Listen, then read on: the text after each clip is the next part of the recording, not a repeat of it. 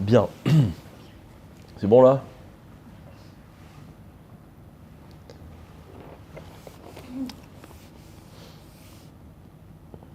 Alors j'imagine que comme moi vous suivez un peu l'actualité, il y a un sujet dont je voudrais vous parler, qui me préoccupe beaucoup. Depuis quelques jours, quelques semaines, on parle beaucoup d'une espèce de... On va pas se lancer dans les définitions. Il y a des organismes qui considèrent qu'il faut à tout prix faire la morale aux Juifs, en tout cas à l'État d'Israël, et même ça doit passer par des comportements qui sont extrêmes. Et notamment, je fais allusion à cette histoire de Chayalim qui se font arrêter à l'étranger. Et donc on a appris que ce sont des Juifs qui considèrent que l'armée israélienne a un problème de moralité. Et la seule façon de faire entendre raison à Israël, c'est de les traîner en justice, même s'il le faut, pour ça, à l'étranger.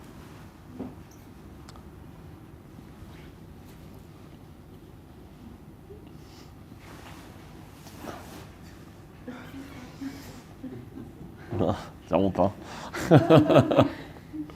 C'est comme moi, tu arrives en retard, tu fais genre je t'en fous. Mais... Et d'accord, et donc moi ça me pose un vrai problème. C'est-à-dire pour moi il y a une vraie remise en question, quoi. C'est-à-dire comment ça se fait que on peut au sein même de notre peuple remettre en question des choses, de faire des choses aussi graves, quoi.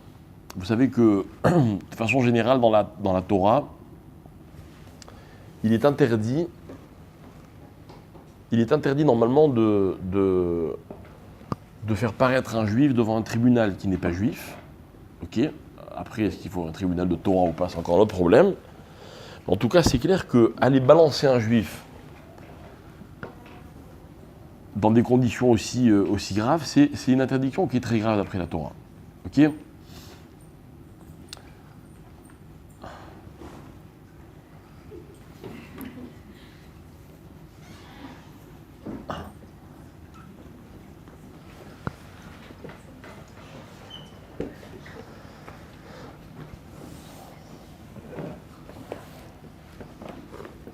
Alors j'entendais récemment un débat à la radio, et donc il y avait les pour et les contre. Donc les contre, cette attitude disait que évidemment c'est très grave, quoi. Ça veut dire qu'un simple soldat qui a obéi aux ordres, d'accord, et qui a combattu notamment lors de l'opération Tsuketan l'été dernier, ben il mérite de passer en justice et qu'on vérifie si ce qu'il a fait c'est moral ou c'est pas moral. Non, les contre disent que non, c'est très grave, quoi. C'est-à-dire c'est ébranler tout le système, et c'est même traître, c'est-à-dire d'aller attaquer nos propres soldats dans un tribunal à l'étranger. Et les autres, ils prétendaient, ils disaient non, pourquoi? Au contraire, il faut savoir dans la vie, il faut savoir se remettre en question. Et puis si l'armée, elle n'a rien à se reprocher, il ne faut pas qu'elle ait peur alors.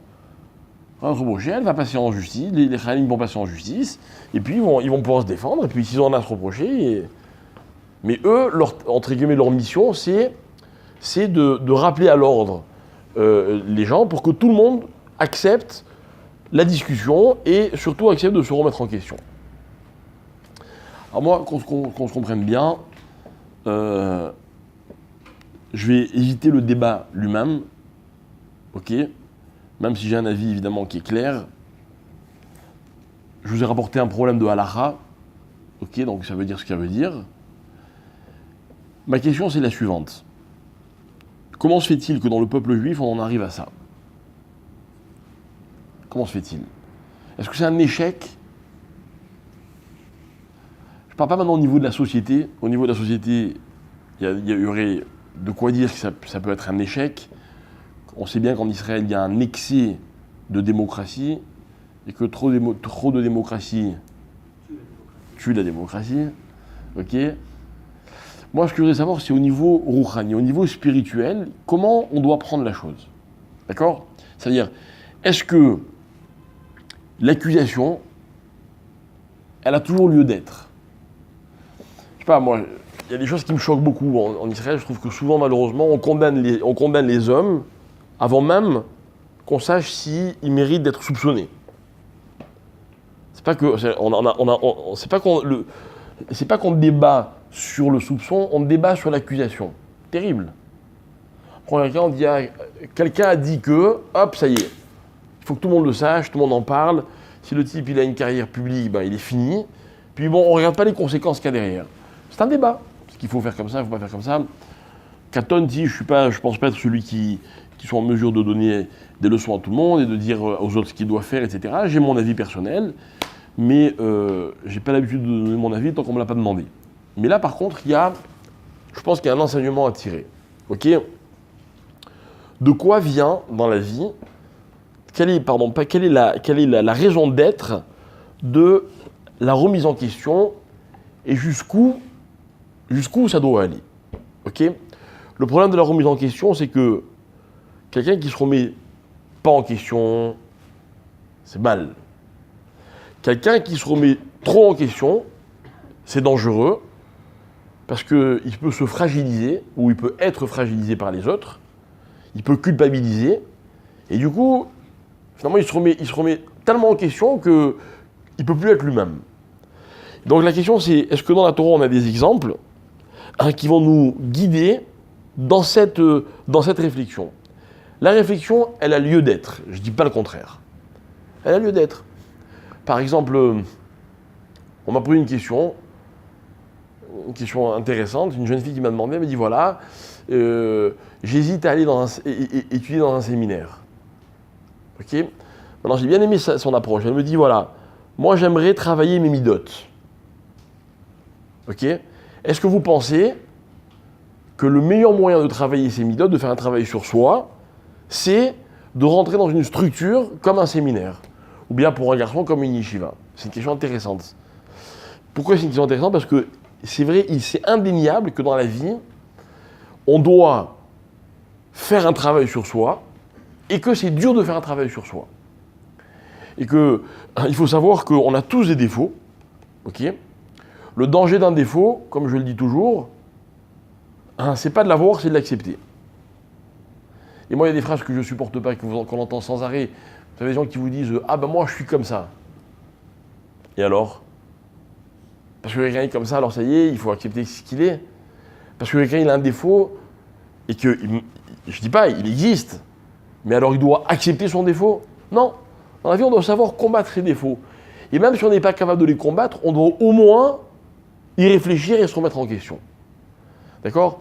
Et je dis toujours aussi, moi, dans mes cours, et je le vis de façon très intense personnellement, une journée comme Kippour dans l'année, qu'est-ce qu'elle a d'extraordinaire cette journée ? C'est qu'on essaie de repartir sur une feuille blanche. Si on met à plat tout ce qu'on a fait, tout ce qu'on est. Et on accepte nos défauts, on accepte nos fautes, on les assume, ou on les assume pas, ou on demande pardon, ou on ne demande pas pardon. Mais en tout cas, elles sont là, elles existent. Et quand je vous dis chaque fois, à l'approche de Kippour, quand on lit la fameuse prière du vidouille, où on énumère les fautes, et il y a des textes qui allongent beaucoup, qui donnent des fautes dans beaucoup de détails. Et chaque fois, je vous dis, c'est dramatique parce qu'on avance. Enfin, en tout cas, personnellement, moi, je me dis, bon, il n'y en a pas une qui ne me concerne pas. Non, elles me concernent toutes. Et ça fait tellement de bien de se dire, bon, ok, alors voilà, j'ai tel défaut, j'ai telle lacune, il y a telle chose que je ne fais pas correctement, que je devrais mieux faire.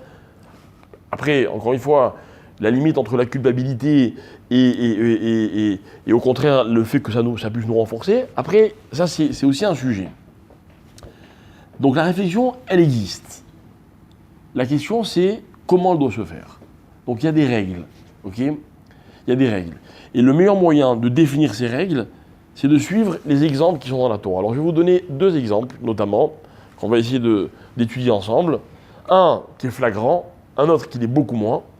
Mais dans les deux cas, vous allez voir que ça nous apporte un éclairage sur ce qu'on doit faire de cela. Alors maintenant, encore une fois, tel ou tel organisme, je ne suis pas là ni pour le justifier, ni pour le légiférer, ni pour le condamner d'ailleurs complètement, parce que je ne connais pas vraiment les tenants et les aboutissants.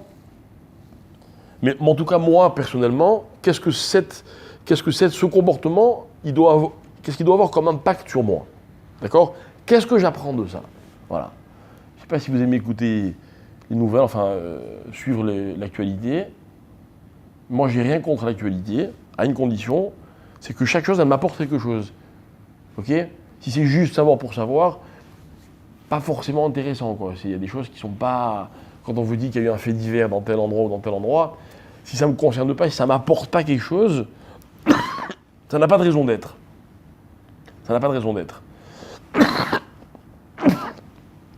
Souvent, on entend parler de violence ou d'immoralité. Ça peut être intéressant parce qu'encore une fois, on peut se dire, tiens, pourquoi la société en arrive là? Où sont les failles? Quels sont les vrais dangers?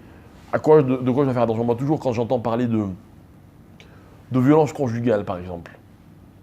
Tu sais ce que c'est la violence conjugale? C'est quand, par exemple, une femme elle frappe son mari, par exemple. Pourquoi vous rigolez? Ça existe, hein? Bon, c'est vrai que c'est moins fréquent que le contraire, mais ça existe. Moi, à chaque fois, ça m'interpelle. Pourquoi? Parce que je me dis qu'en fait, c'est un thème sur lequel tout le monde doit réfléchir. On peut tous être violents un jour, même s'il n'y a aucun signe avant-coureur. Pas tous les violents ne le sont fatalement. Ok? Donc, c'est une réflexion. Quand j'entends une immoralité, un tel a fait ceci, un tel s'est mal comporté, etc., comportement, machin, je me dis, bon, ok, ben voilà, finalement, ben, ça corrobore ce que la Torah elle dit, qu'un homme, il doit savoir se protéger, il doit savoir se barricader face à l'immoralité, etc. Ce sont des sujets qui peuvent nous apporter quelque chose, en tout cas nous interpeller, en tout cas susciter une réflexion. Donc là, c'est ce que je voudrais essayer de faire. Alors, dans la paracha qu'on va lire cette semaine, qui est la paracha de Vayechi, le grand thème de la paracha, c'est la mort de Yaakov. Donc la Torah me dit que Yaakov va mourir, il est sur son lit de mort quasiment, et puis il va appeler ses enfants. Officiellement, il va les bénir, mais en fait, il va régler ses comptes. Et chaque enfant va avoir le droit à un message de son père, un message qui est à la fois une bénédiction, mais à la fois un enseignement. On va voir par exemple que Yaakov, avec certains, il est très dur. Avec qui il est dur, vous savez? Avec Shimon et Lévi, voilà, c'est l'exemple. Shimon et Lévi, ce sont ceux qui ont tué les habitants de la ville de Shrem, avec qui Yaakov avait fait un espèce de pacte. Ils n'étaient pas d'accord, ils avaient tort ou ils avaient raison, mais Yaakov, il leur en a voulu. Donc Yaakov, il va régler ses comptes, mais pas pour Chas v'Shalom se venger ou se défouler. Non, il veut que Shimon et Lévi, ils comprennent, ils reçoivent une leçon. Donc il va leur donner cette leçon-là. Maintenant, avant de convoquer tous ses enfants, la Torah raconte que Yaakov, il appelle Yosef. Ok? La Torah, elle me dit, on a dit à Yosef que, non, Vaïkra livno le Yosef. Il a appelé son fils Yosef. Ok? Et au début, on nous dit, il le fait jurer. Il lui dit, jure-moi de m'enterrer avec mes pères. Donc il demande à ce que Yaakov rapatrie son corps, Yosef rapatrie son corps, pour qu'il soit enterré dans la Meharat HaMarpela. Il y avait déjà enterré Léa, et ses parents, Yitzhak et Rivka, étaient enterrés, Avraham et Sarah, Adam et Chava, etc. Donc il le fait jurer. Ok? Après, la Torah continue. Après ces choses-là, après ces histoires-là, on a dit à Yosef, ton père est malade. Alors qu'est-ce qu'il fait Yosef? Il prend ses deux fils, Ménaché et Ephraïm, et il va chez son père. Ok? Et il lui dit, voilà, et son père, il lui parle. Yaakov, il lui parle. Ok? Et il lui dit, voilà, sache une chose, c'est qu'un jour, Hachem m'est apparu, et il a promis de me donner une grande descendance, etc. Il m'a promis la terre d'Israël pour cette descendance. Ok? Et il lui dit, il lui fait une promesse par rapport à ses propres enfants. Il dit, tes enfants, ce seront comme les miens, ils seront comme des tribus, ils feront partie des 12 tribus, etc. Et tout d'un coup, il lance un sujet, il dit comme ça, Vaani, et moi, Bevoï mi padan. lorsque je suis revenu de Padan. Donc il fait allusion à son séjour chez Lavan. Donc je vous rappelle que Yaakov est allé chez Lavan, qui était son oncle. Là-bas, il a épousé ses femmes, Léa, puis Rachel, puis les concubines, les servantes. Il a eu quasiment tous ses enfants. Ok. Et puis un jour, il est rentré en Eretz Israël. Ok. Et voilà qu'en chemin, alors Yaakov continue à parler, il lui dit Meta alay Rachel be'eretz Kenaan baderer. Rachel m'est décédée littéralement, donc j'ai perdu Rachel, dans le pays de Kenaan en chemin. Be'od kivrat eretz lavo Ephrata. Donc il lui donne précisément le lieu. Et dans ce lieu, qu'est-ce qu'il indique? Il dit j'étais en Kenaan en chemin. Ça veut dire quoi? Kenaan, c'est la terre d'Israël. Il lui dit j'étais pratiquement arrivé en Israël. Ok? Il dit exactement où c'était. Mais elle est morte à cet endroit-là, juste avant de rentrer en Eretz d'Israël. Alors, Vaïkbere Hacham, je l'ai enterré là-bas, encore une fois, Bederer Ephrat, d'accord, dans le chemin de Ephrat, donc j'étais presque. Hi Bethlachem, c'est la ville de Bethlachem. Vayar Israël et Beni Yosef, et Omer Miélé, d'un coup il voit les enfants de Yosef, il dit c'est qui ces enfants? Et il lui dit ce sont mes deux enfants, alors Yaakov va les bénir. Ok, donc on demande, mais il sait très bien qui sont ses enfants. Et en fait, dans toute cette histoire, Yaakov, il veut dire quelque chose à son fils. Et comment il fait? C'est quoi son introduction? Il lui dit, lorsque j'étais en chemin, ta mère est morte, ok, et je l'ai enterrée sur place. Rachi, il donne une première explication. Il dit, écoute, moi, je t'ai demandé d'enterrer en Israël. Ok? Tu pourrais te dire, mon père, il n'a pas enterré ma mère en Israël. Pourquoi moi je dois l'enterrer en Israël? C'est quand même un effort, quoi. On va voir que tout l'enterrement de Yaakov, ça va être toute une histoire. Alors Yaakov, il dit à son fils, écoute, moi, je t'ai demandé de m'enterrer en Israël, obéis-moi et ne prends pas comme excuse que moi, je n'ai pas enterré ta mère en Eretz Israël. D'accord? Très bien. Rachi, il continue. Ok? Il rapporte les paroles d'autres Hachamim et je vais vous expliquer, vous raconter ce dialogue qu'il y a entre Yaakov et Yosef.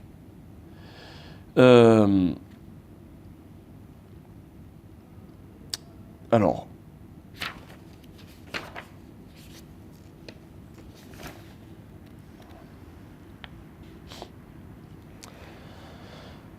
Yaakov, il dit à son fils comme ça. Ve'af alpim she'ani matriach alecha leolicheni lekava beretz Kenaan. Et moi, je te demande de fatiguer de m'enterrer en Israël. Ve'lo kachasiti leimecha. Moi, j'ai pas fait pareil à ta mère. Pourquoi? Parce qu'elle est morte juste près de Bethléem. Et, alors écoutez bien, Meta Samour les Bethléem Kivrat Aretz, donc le terme qui a marqué dans la Torah, ok, Rashi dit Kemidat Troum Shabbat, comme la distance de Troum Shabbat. Vous savez ce que c'est Troum Shabbat? Hein? Quoi? Non. Hein? J'entends pas. Un mile. Pas loin. C'est 2000 amot. Alors c'est quoi le Troum Shabbat? Le Troum Shabbat, c'est un jour de la Torah qui nous interdit le Shabbat de sortir d'une ville et de s'éloigner de cette ville de plus de 2000 coudées. Ça fait un peu plus qu'un mile. Ok? Un peu moins, pardon. Ok, peu importe. Kilomètre, 1 kilomètre 2, l'homme chané. Ok, ça s'appelle le Troum Shabbat. Le Troum Shabbat, il faut savoir que c'est assourd. On n'a pas droit, quand on sort d'une ville, de dépasser 2000 coudées. Ok? Alors, ça n'arrive pas tous les jours. Mais si par exemple, moi je me rappelle les cas, les situations dans lesquelles on était confrontés à ce cas-là, c'est quand on allait en vacances dans les Alpes, et qu'on essayait de faire un minyan le Shabbat, et qu'il y avait plusieurs familles qui étaient un peu disséminées dans le coin, ok? Il ne fallait pas que il y a des familles qui soient à plus de 1 km 200 de là où on faisait le minyan. Pourquoi? Parce qu'on était en dehors de la ville, c'est des petits villages, on était en dehors du village, ok? Et donc il fallait calculer. Il faut calculer, c'est un calcul qu'on fait à vol d'oiseau, ok? Et chaque maison qui peut y avoir en chemin, elle peut, dans certaines conditions, remettre le compteur à zéro, absolument. Mais c'était très intéressant parce que quand on arrivait dans un endroit, une des premières préoccupations, c'est de savoir est-ce que par rapport au Troum Shabbat, on va pouvoir organiser minyan ou pas minyan, etc. Le Troum Shabbat. Pour vous donner un exemple, à l'époque, dans la Mishnah de Rosh Hashanah, à l'époque où on décidait du nouveau mois, grâce au témoignage de ceux qui avaient vu la nouvelle lune, il n'y avait pas de calendrier préétabli, ok? C'est comme ça qu'on décidait du nouveau mois. Voilà pourquoi il y a 2 jours des fois dans Rosh Chodesh, parce qu'on ne sait pas si le mois il va durer 29 ou 30 jours.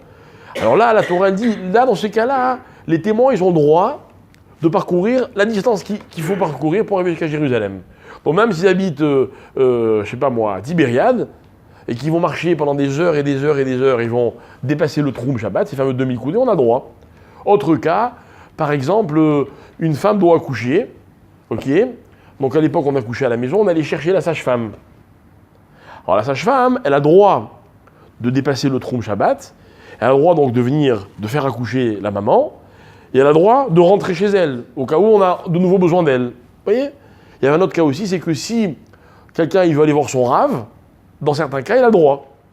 Mais a priori, on n'a pas le droit de faire ça. Mais en même temps, 2000 coudées, c'est rien. Tout le thème du Shabbat, c'est quoi? C'est que la Torah, elle veut que l'homme, pendant le Shabbat, il reste dans son périmètre. Ok? Par exemple, quelqu'un qui vous demande, est-ce que Shabbat, j'ai le droit de regarder la télé si elle est allumée sur minuterie? Certains disent que l'interdiction pourrait être l'histoire du Troum Shabbat. C'est-à-dire que quelqu'un qui regarde la télé pendant Shabbat, il s'éloigne de son Shabbat. Il n'est plus dans son Shabbat. Évidemment, c'est pas ça la halakha, mais c'est pour vous expliquer l'idée. Troum Shabbat, c'est que pendant Shabbat, on reste dans son périmètre. On n'est pas concerné pendant Shabbat par ce qui se passe en dehors de là où on est, sauf s'il y a un danger. Ok? Très bien. Donc Yaakov, qu'est-ce qu'il dit à son fils? Il dit, j'étais ta mère. Elle est morte, j'étais dans le Troum Shabbat. C'est sûr, j'avais quoi, hein? Non, mais il connaissait les halachot. Mais elle n'est pas morte un Shabbat. Mais ce qu'il veut dire, c'est que c'était tout près. J'ai pas d'excuse. En fait, on va voir que Yaakov, qu'est-ce qu'il veut dire à Yosef? Il veut dire à Yosef comme ça. J'ai pas enterré ta mère en Eretz Israël.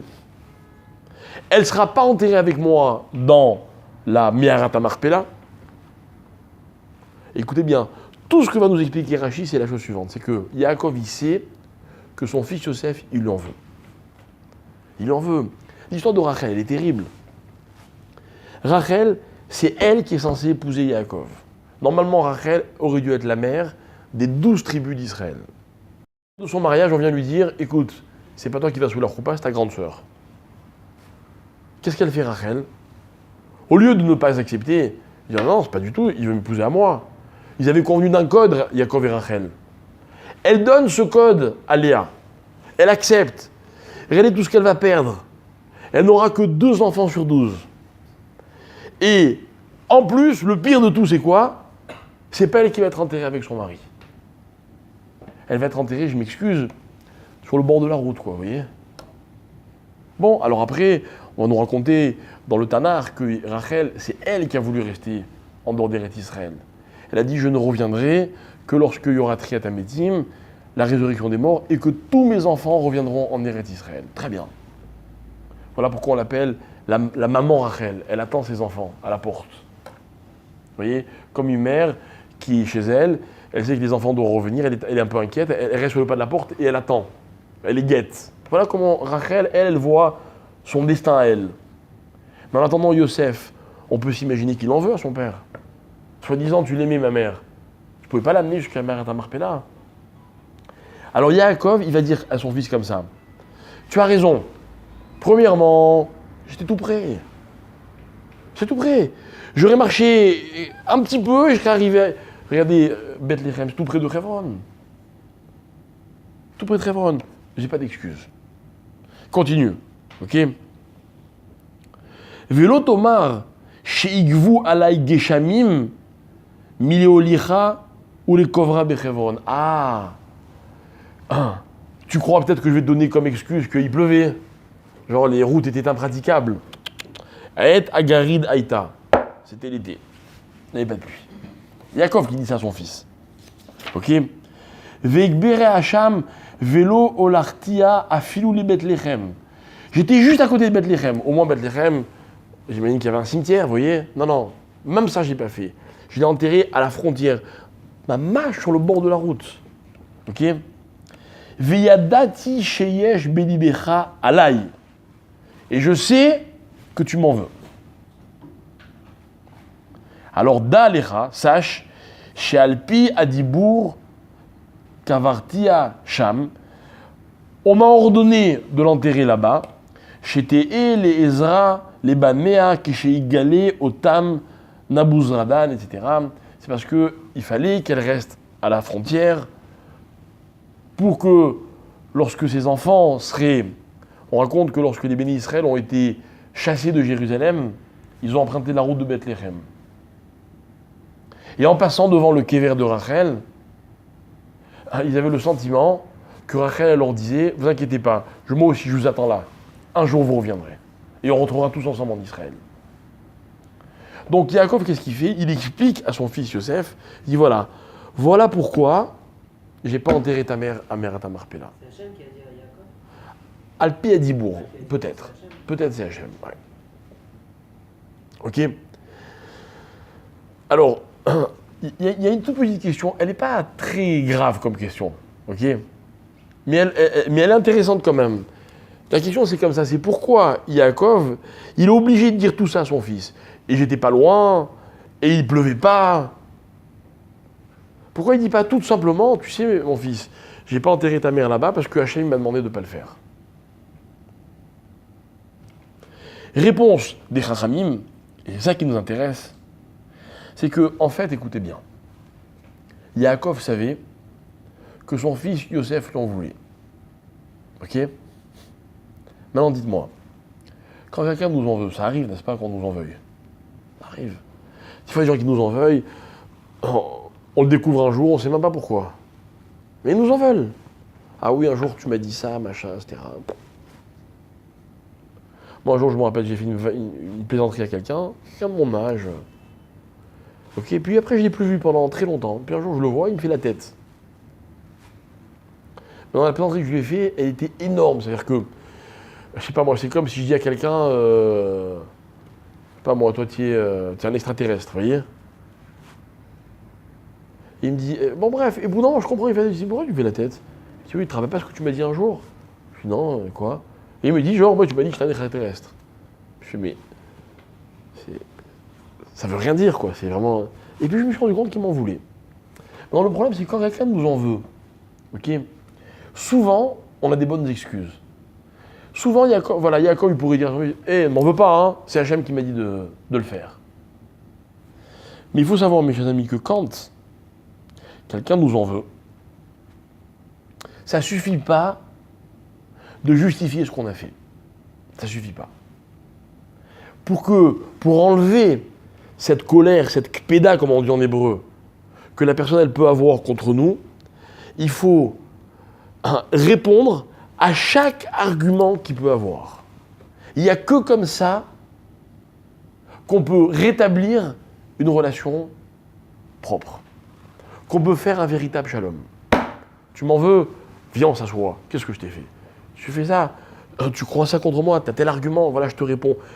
Et à la fin, on peut se justifier. Mais si je me justifie et que la personne, elle a des arguments, mais sa justification, elle ne marche pas, elle ne suffit pas. En d'autres termes, écoutez bien, parce que c'est là que c'est intéressant, c'est que la personne, elle ne peut pas accepter ma justification tant que je n'ai pas répondu à tous ses arguments. Vous avez compris l'idée? L'idée, c'est que quand on veut argumenter, quand on veut convaincre, ça ne suffit pas de dire ce qu'on pense, même si on est sûr d'avoir raison. Ça veut dire, ça ne suffit pas dans la vie de dire la vérité quand quelqu'un ne croit pas que c'est la vérité. Vous savez, des fois dans la vie, c'est pénible de devoir se justifier. On n'aime pas. On n'aime pas. Même si on n'est pas orgueilleux. Souvent c'est de l'orgueil, mais même si on n'est pas orgueilleux. On n'a pas envie d'expliquer, de rentrer dans les détails, de revoir chaque chose, et là t'es trompé, là ceci, là je t'explique, et là je me justifie. On n'a pas envie. On n'a pas envie, d'accord. Mais alors il faut savoir une chose, c'est que l'autre, il n'y a aucun moyen pour qu'il accepte la vérité. On ne peut pas accepter la vérité tant qu'il reste des questions. Tant qu'on n'a pas répondu à toutes les questions, l'argument qu'on peut apporter, il ne va pas être accepté par l'autre.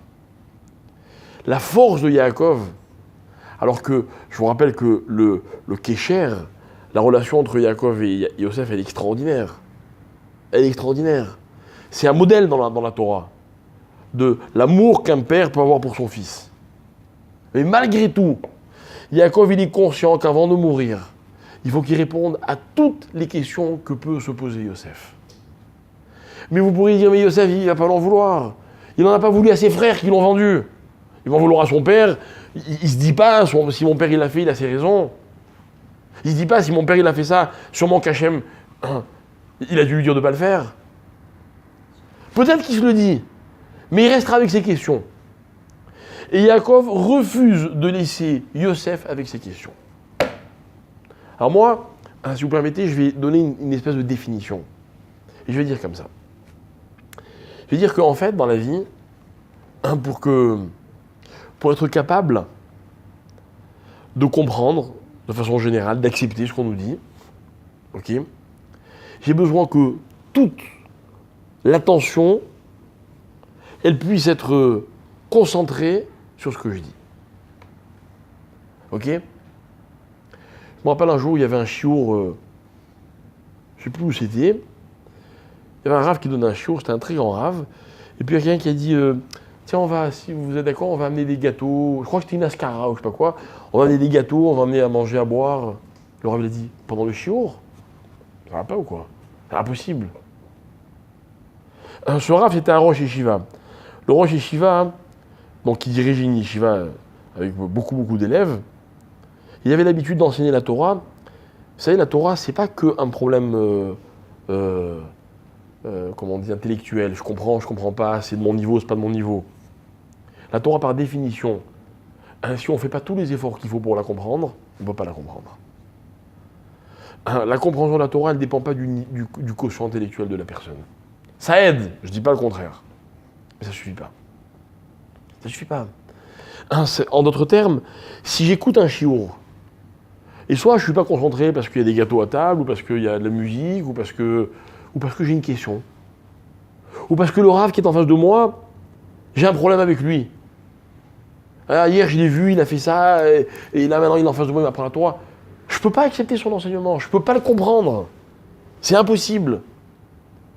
Écoutez bien, même un fils, il ne peut pas comprendre, il ne peut pas accepter de son père si jamais il a des questions. Si jamais il y a quelque chose qui le dérange dans le message que son père veut lui faire passer. C'est un grand chidouche qui nous enseigne Yaakov. Yaakov, il veut nous expliquer, et notamment, il le fait à son fils, je sais qu'il y a des questions, je ne peux pas te laisser avec tes questions. Pas te laisser avec tes questions. Maintenant, on ne peut pas toujours répondre à toutes les questions, mais il faut savoir que la question, elle dérange. Il faut savoir, moi je dis toujours, j'encourage les gens à poser des questions. Peut-être pas forcément au milieu d'un cours, ou en public, ou n'importe quand. Mais quand il y a une question, il ne doit pas rester avec une question. Pourquoi ? Moi je dirais que la question, c'est comme une pollution, vous voyez ? Elle me pollue l'esprit, la question. Ça ne veut pas dire que si je la pose, j'aurai forcément une réponse. Des fois, je pose une question. Le simple fait qu'on me dise c'est une bonne question, ça me suffit. Mieux que ça, des fois j'ai besoin qu'on me dise ta question, c'est pas une question. On m'a pas répondu. Ah mais c'est pas une question, ok j'accepte. Par exemple, quand vous faites un cours de Gemara dans une yeshiva, très souvent on pose une question, le rav vous dit pas une question. Pourquoi ? Le rav dit débrouille-toi. Non, trouve pourquoi c'est pas une question. Mais au moins il m'a dégagé. Au moins, il m'a permis de me concentrer sur ce qu'il fallait. Mais ça, ne te concentre pas dessus, tu perds du temps. Après, chacun il a un travail personnel à fournir. Mais il faut savoir que dans la vie, il y a des choses qui empêchent de comprendre. C'est-à-dire qui empêchent d'avancer. Vous voyez ? Ce que je trouve magnifique dans cette histoire de Yaakov, c'est qu'il n'élude aucune question. Peut-être que Yosef il reste fâché contre son père. Peut-être que Yosef il va continuer à penser que son père il aurait quand même dû enterrer Rachel et pas Léa à côté de lui, je ne sais pas. Mais en tout cas, Yaakov, il a pris en considération toutes les questions que pouvait se poser Yosef. D'accord ? Une fois que ça a été fait, Yaakov il peut bénir les enfants de Yosef. Il dit c'est qui ces enfants ? Maintenant qu'on a éliminé le reste, maintenant on va voir. Alors, présente-moi tes propres enfants. La chaîne elle continue. Mais il y avait quelque chose qui bloquait la chaîne. C'est incroyable. On voit pas qu'il y a un dialogue pourtant avec Yosef et Yaakov. Mais on voit que Yaakov il se justifie.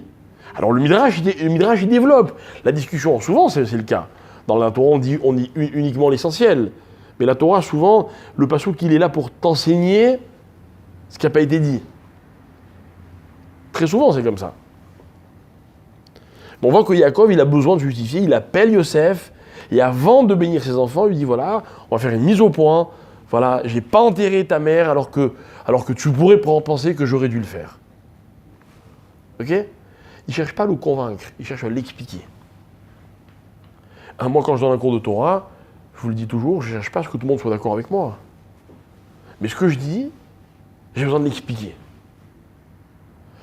Expliquer, c'est pas convaincre.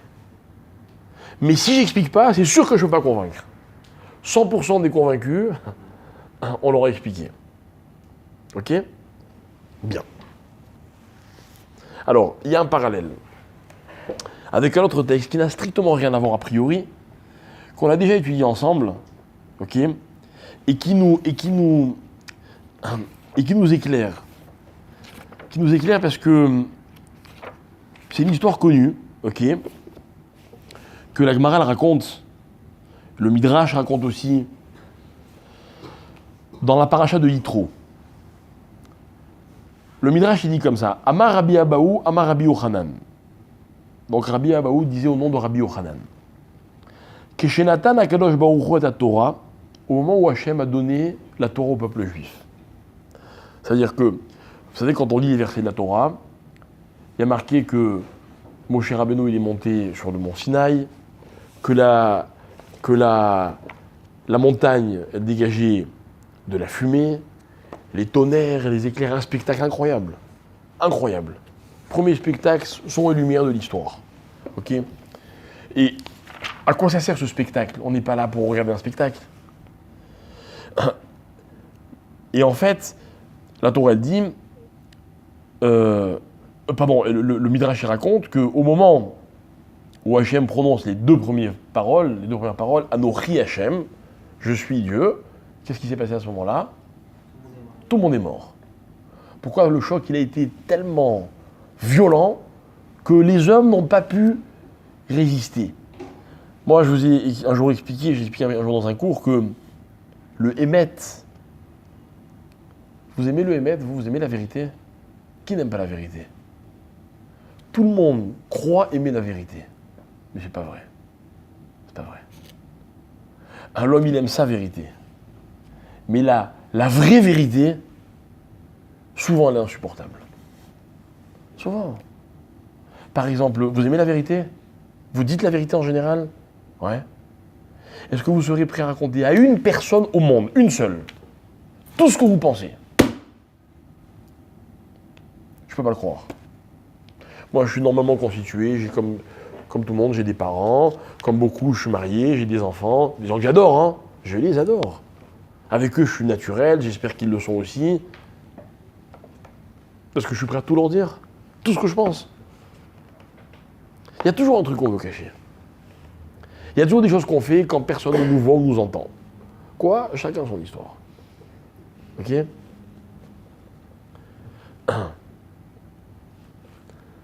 Vous voulez que je vous raconte ce que je fais?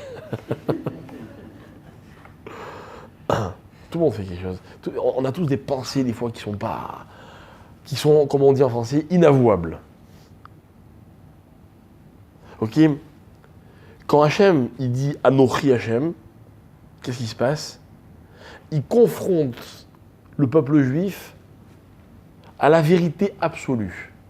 Résultat, tout le monde est mort. Ouais. La vérité, c'est mortel. La vérité, c'est insupportable.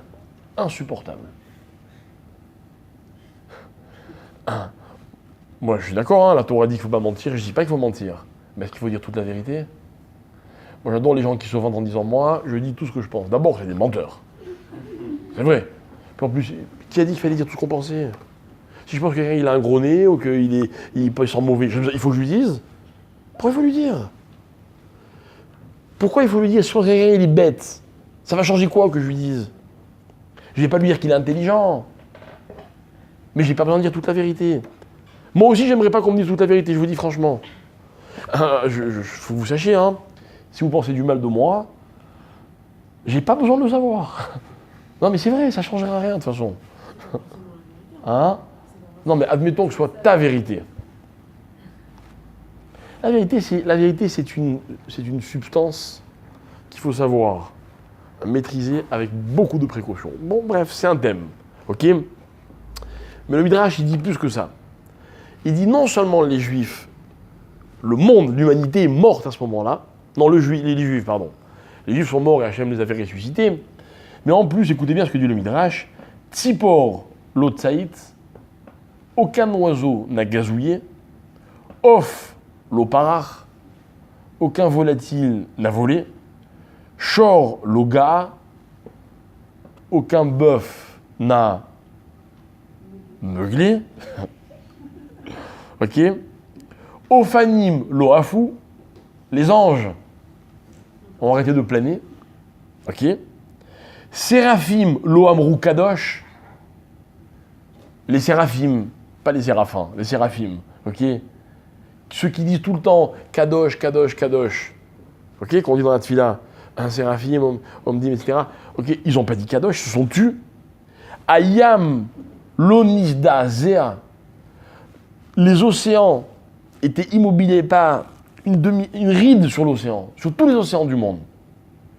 Aberiot l'odibrou, les autres êtres vivants n'ont pas parlé. Ela aolam shotek ou macharish veyatzakol anochi Hashem Elokecha. Le monde était silencieux et macharish. Macharish, c'est bizarre comme mot. Parce que macharish, un cheresh, c'est un sourd-muet. Mais macharish, comment on dit en français? C'est un participe présent. C'est que, hein? Non, c'est que le olam, il était macharish. C'est-à-dire que moi, je crois, ça veut dire sans doute que c'était un silence assourdissant. Un silence total. Ok? Alors, la voix d'Hachem est sortie, littéralement. Anochi Hashem Elokecha. Demande les Mefarshim. Pourquoi faire? C'est arrivé une autre fois dans l'histoire. Dans l'histoire de Eliaou Hanavi, au Har Carmel, quand il a voulu prouver que c'est Hachem qui avait raison, etc. Là-bas, il y a marqué pareil, dans le livre de Melachim, il y a marqué En kol ve'en one, sheim yedaberu, omrim ha'ba'al anenu. Mais là-bas aussi, il y a marqué En kol ve'en one. Il n'y avait pas un seul son à ce moment-là. Pourquoi faire? Pourquoi faire? Quand vous parlez, on vous entend mieux quand il y a du bruit, quand il y a du silence. Hein? Quand il y a du silence. Pourquoi? Pourquoi? Qu'on comprenne bien ma question. Ma question, elle n'est pas technique. Ok, c'est pas un problème de décibels. S'il y a du bruit, peut-être je prends un micro et je parle encore plus fort. Non, non. C'est que si quand je parle, quelqu'un d'autre parle, ok, eh bien vous entendez ce que je dis et ce que l'autre dit. Vous ne pouvez pas entendre que ce que je dis. On ne peut pas choisir d'entendre que ce qu'on veut entendre. on peut capter que ce qu'on décide de capter. Mais on entend. C'est-à-dire qu'il y aura ce qu'on appelle en français des interférences. Une interférence, mes chers amis, c'est une pollution auditive. C'est une pollution. Ça gâche. C'est-à-dire que ce que j'entends, c'est pas pur. Or, Hachem, qu'est-ce qui l'intéresse? Qu'est-ce qu'il veut au moment où il donne la Torah? Écoutez bien. Il veut que le monde entier, en tout cas les Juifs, puisque c'est à eux qui parlent, n'entendent que ce qu'il est en train de leur dire. Pourquoi? Parce qu'Hachem, il sait pertinemment qu'à partir du moment où lorsqu'on explique à un Juif la Torah, il entend en même temps autre chose, il ne peut pas comprendre ce que la Torah lui dit. C'est impossible de comprendre. Vous voulez écouter la Torah? Vous voulez la comprendre? Ben, il faut écouter que ça. Que ça. C'est très intéressant. Je ne sais pas comment ça se passe ailleurs. Sincèrement, j'ai jamais été à l'université, dans les amphithéâtres, je ne sais pas comment se passent les autres shiurim. Mais dans un shiur de Torah, vous savez ce qu'il faut? Il faut une attention parfaite, absolue. Absolue. C'est la condition sine qua non pour comprendre la Torah. Je ne sais pas si vous avez remarqué, mais les religieux, ils aiment bien vivre entre eux, vous avez remarqué? Ils se protègent un peu du reste du monde. C'est une qualité ou c'est un défaut? C'est un débat. C'est un débat. Moi, je vais expliquer leur théorie à eux. Leur théorie à eux, c'est qu'ils prétendent que, pour que leurs enfants comprennent la Torah, il faut qu'ils puissent se concentrer que sur la Torah. Quand vous prenez un rave qui est mûr, qui a appris la Torah, en général, ce sont des hommes qui connaissent tout, qui ont une culture générale incroyable. Incroyable. Ils sont passionnés par tout. Mais ces mêmes personnes, ces mêmes grands rabbinim, avec lesquels vous pouvez aborder tous les sujets possibles et imaginables, il a fallu d'abord qu'ils s'enferment dans l'étude de la Torah, qu'ils se concentrent de façon absolue pour pouvoir comprendre la Torah. Après, ils peuvent s'ouvrir au reste du monde. Je sais que c'est pas facile à comprendre. Mais moi, je voulais vous donner ces éléments, ces explications. Parce que on est obligé d'accepter que c'est bien d'étudier, c'est bien d'écouter un cours, c'est bien de s'intéresser, c'est bien d'évoluer. Mais il faut aussi être conscient que si on veut vraiment comprendre quelque chose, il faut se concentrer. Et que dans la vie, pour se concentrer, il faut éliminer le reste. Aujourd'hui, dans la technologie, quand on vous vend, par exemple, une oreillette Bluetooth, on vous parle de, comment dire, élimination du bruit environnant. C'est une performance. Ils sont capables d'isoler le son que vous voulez entendre. Magnifique. Ils ont compris. Ils ont compris qu'il n'y a que comme ça qu'on entend. Conseil, je ne suis pas un grand éducateur, ok, j'ai l'expérience de n'importe quel autre père. Mais vous savez, quand on parle à nos enfants, vous savez ce qui est essentiel quand on leur parle? Si on veut qu'ils soient capables de capter ce qu'on leur dit, vous savez ce qu'il faut? Il faut que quand on leur parle, ils aient la conviction qu'on ne fait que ça, et que quand ils nous écoutent, il faut qu'ils ne fassent que ça. Je vous donne un exemple. Regardez le nombre de fois où on parle à quelqu'un, et malheureusement, a fortiori à un enfant. On lui parle et on regarde ailleurs. Qu'est-ce qu'on fait? On fait deux choses, minimum. Minimum. Pourquoi le téléphone portable Bon, toujours on me dit, tu réponds pas au téléphone. Je suis fier de ne pas répondre au téléphone. Parce que pour moi, quelqu'un qui répond au téléphone tout le temps, c'est ou bien qu'il n'a rien à faire, ou bien qu'il fait plein de choses à la fois, donc il fait rien, correctement. Non mais c'est vrai, quoi. Je vous parle, puis on m'appelle, et puis pendant que je vous parle, je parle à quelqu'un d'autre. Moi, si vous savez le nombre de fois où je raccroche, j'avoue que c'est pas très sympa. Et j'ai pas le temps, quoi. Je parle avec quelqu'un, et puis pendant que je lui parle, il parle à la droite, puis il parle à la... Bon, ok, quand il y a le temps, tu me rappelles. Oh. Tu me parles ou tu me parles pas? Non mais, vous vous rendez compte, on fait tout mal. On fait tout en faisant encore plein d'autres choses. Donc on fait rien, quoi. Ça veut dire que dans la vie, on est constamment confronté à des interférences.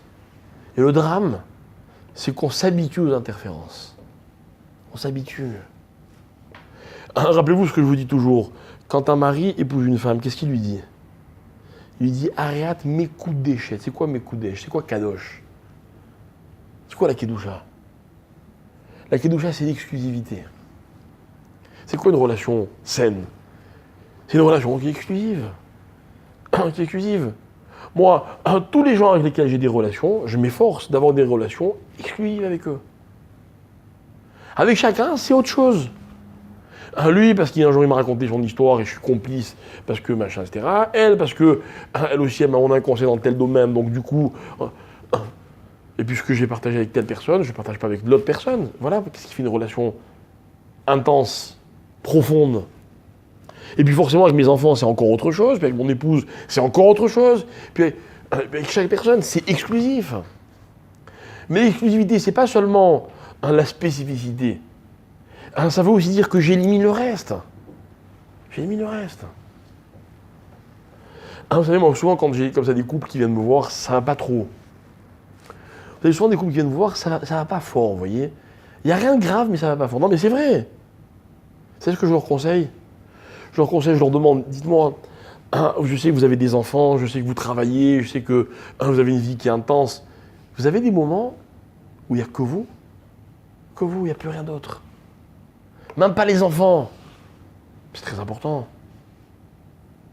Moi, je me rappelle toute mon enfance, mes parents, ils disparaissaient des fois. Ils avaient 24 heures, 48 heures. Où ils allaient? Sûrement, je sais pas, dans un hôtel, ils faisaient 100 km, ils allaient se détendre, mais ils étaient seuls. Seuls. Mais c'est nécessaire dans la vie. Ça dépend, si je veux construire ma relation. Hein. Avec la Torah, c'est pareil. Tiens, un petit exemple mignon. C'est quoi le texte le plus important de la Tfila? C'est quoi? C'est la Mida, n'est-ce pas? Non. Ça, c'est la Mitzvah du schéma. Mais dans la prière, c'est la Mida. Pourquoi on fait la Mida à voix basse? Parce que c'est impossible de prier correctement si tout le monde m'entend. Si ce que je dis à Hachem, il y en a d'autres qui l'entendent. Il y a une intimité dans le silence, dans ce qui est inaudible, qui fait que ma relation avec Hachem, elle est définie par cette intimité. J'ai même lu un jour, dans un Sefer, un rav qui disait que c'est assourd de regarder quelqu'un qui fait la Hamida. C'est violer son intimité avec Hachem. Incroyable. C'est intime. C'est-à-dire que quand je fais ma Hamida, il n'y a plus rien autour de moi. Il n'y a plus rien. Celui qui fait sa Hamida et en même temps, il y a un bruit, il y a une musique, il y a un téléphone qui sonne ou qui vibre. Hein. Bon, en général, quand je fais ma tefila, je ne mets pas mon téléphone sur vibreur. Je déconnecte complètement la sonnerie. Je ne veux pas qu'il vibre. Parce que si je mets sous vibreur, c'est juste pour ne pas déranger les autres. Moi, j'ai pas envie qu'il me dérange à moi, mon téléphone, pas aux autres. Pas seulement aux autres. Vous comprenez? Ça veut dire que, en fait, cette pureté que je recherche dans ce que je fais, elle détermine ce que je fais. Ok? Maintenant, tout ça, j'ai donné deux exemples.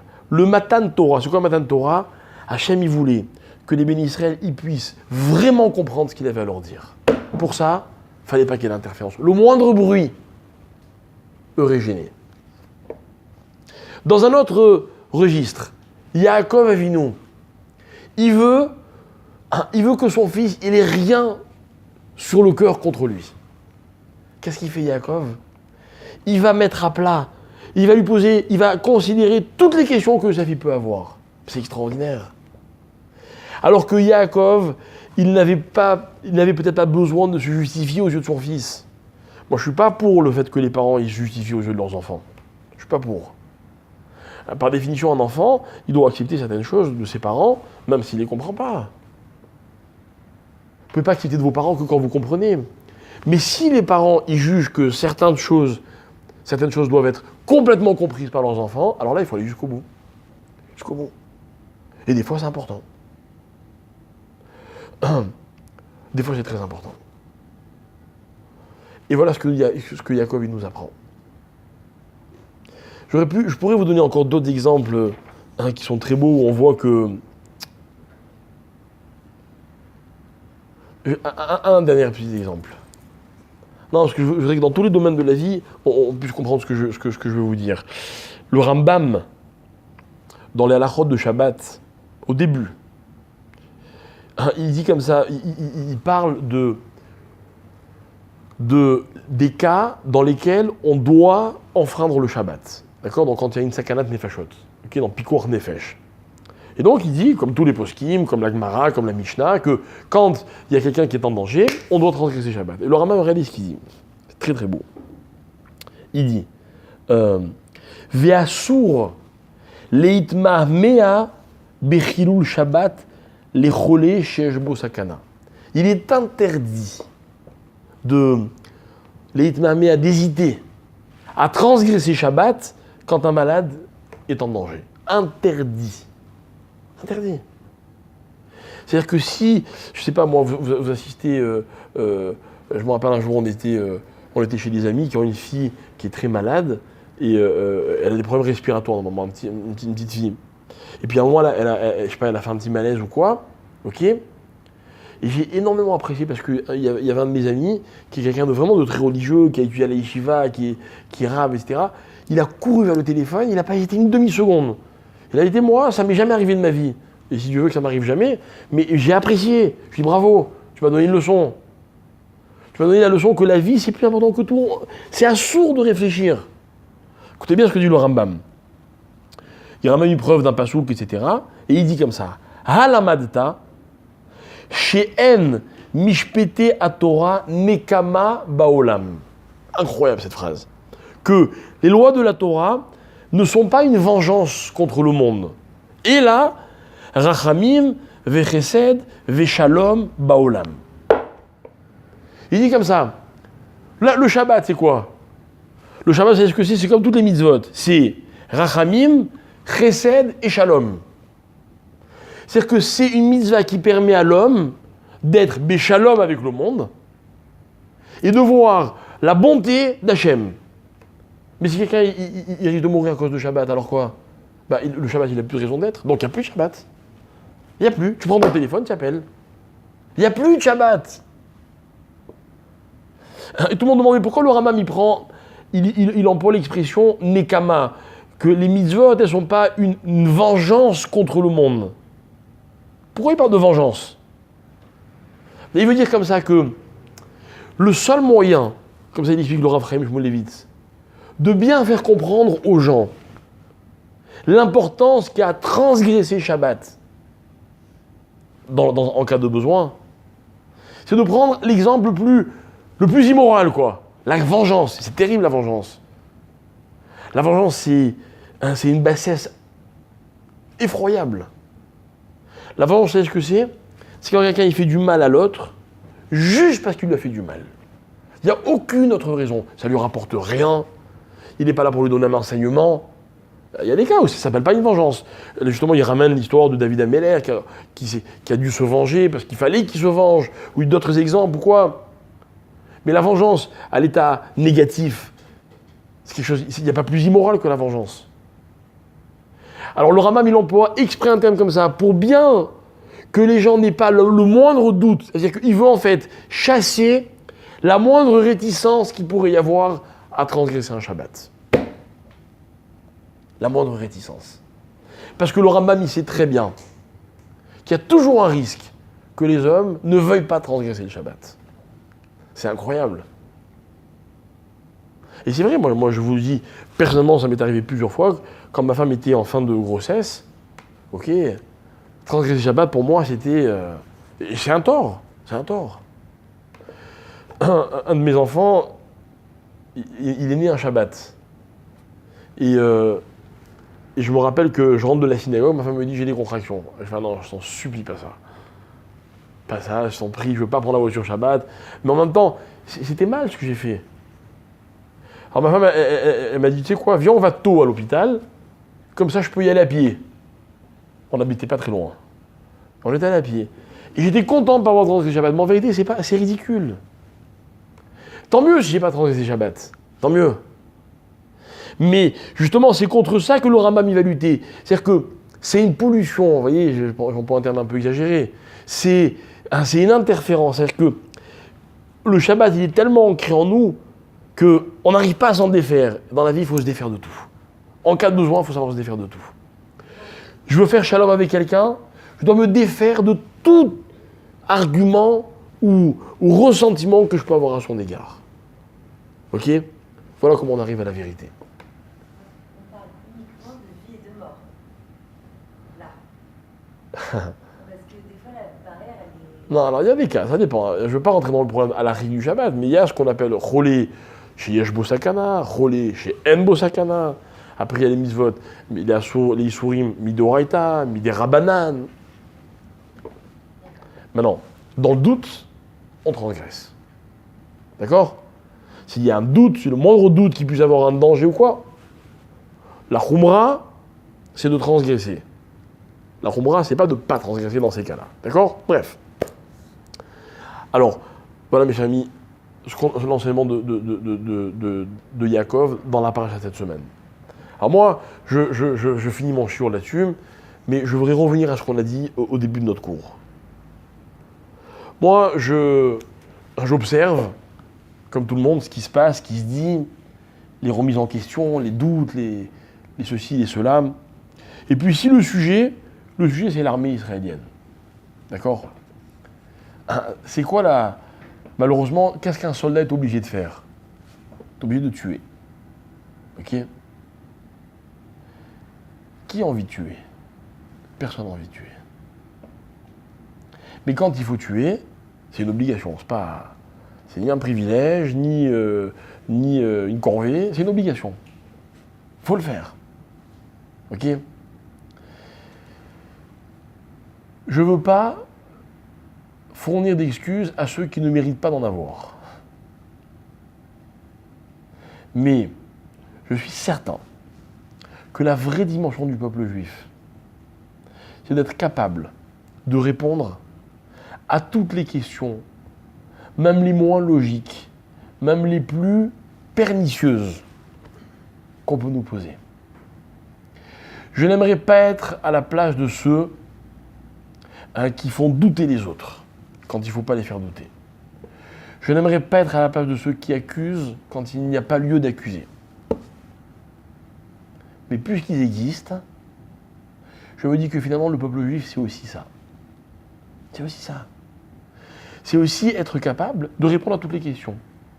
Et vous savez, je vais vous dire quelque chose. Grâce à ces gens, avec lesquels je suis fondamentalement pas d'accord, et bien moi, j'aime encore plus ce que font ceux qui tuent parce qu'ils sont les pauvres obligés de le faire. Parce que je me dis, ces gens-là, ils ont soulevé un doute. Et vous savez, ce qui n'est peut-être pas prévu, c'est que ce doute, on a réussi à le résoudre. Eux, ils pensent qu'on a tort, et ils veulent peut-être nous remettre en question. Et bien nous, grâce à eux, on s'est posé la question, et on est arrivé à la conclusion qu'on avait raison. Qu'on avait raison. Et je vais vous dire quelque chose. Nos ennemis, ils sont ce qu'ils sont, ok ? Notre force, c'est qu'on n'a jamais ressemblé à nos ennemis. Dans le monde entier, on va condamner Israël à chaque fois qu'il y a un juif qui appuie sur la gâchette. Comment ils veulent nous faire douter de nous ? Regardez cet argument dans lequel ils disent qu'on fait ce que nous, on nous a fait en Europe en 39-45. Évidemment, ils rêveraient de pouvoir dire qu'on est exactement comme eux. Mais comme nous, on s'est posé la question. On se demande est-ce qu'on est comme nos ennemis ? Et qu'on arrive à la conclusion qu'on n'est pas comme nos ennemis. Que quand il y a des malades chez eux, on les soigne dans nos hôpitaux. Que quand on considère qu'ils ont des droits, on leur accorde ces droits-là. Qu'on sait qu'il y a des êtres humains, voilà pourquoi on fait tout pour ne pas les considérer autrement que comme des êtres humains. Parce qu'il faut que je vous dise, même un assassin, c'est un être humain. Quand un policier il a tué sur un méchabel qui est en train de poignarder des gens, et que on le traîne en justice, j'espère qu'il va sortir, qu'ils vont sortir, comment on dit, acquittés. Ok? Bon, on le traîne en justice, ça veut dire quoi qu'on le traîne en justice?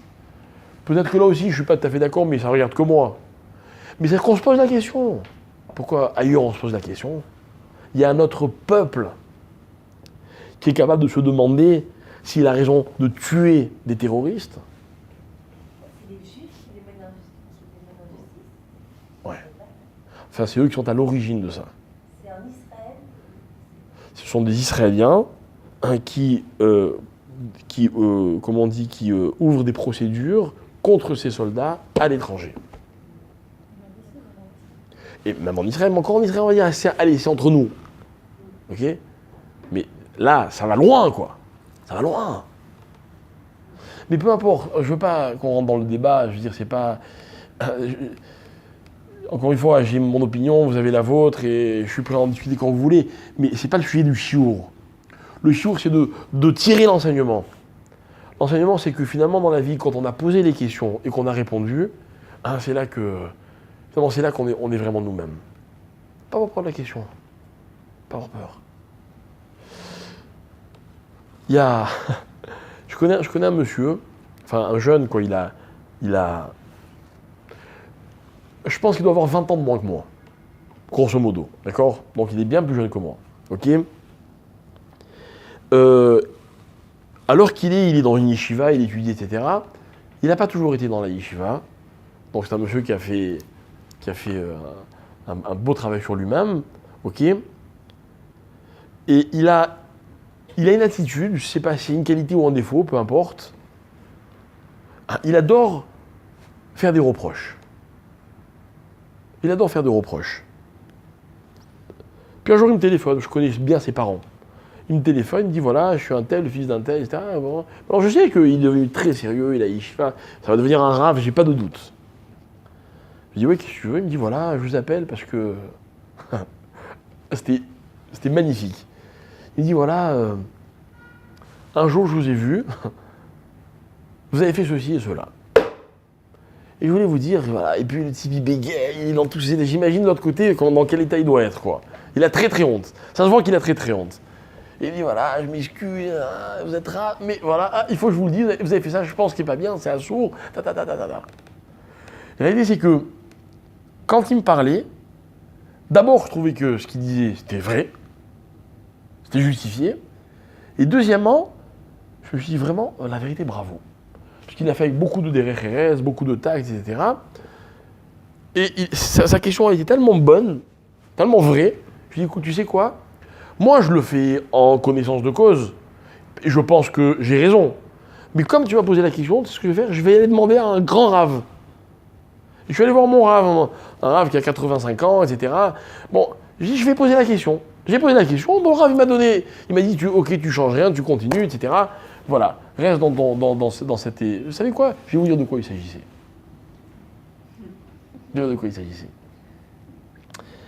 Il m'a parlé de mon téléphone qui n'est pas cachère.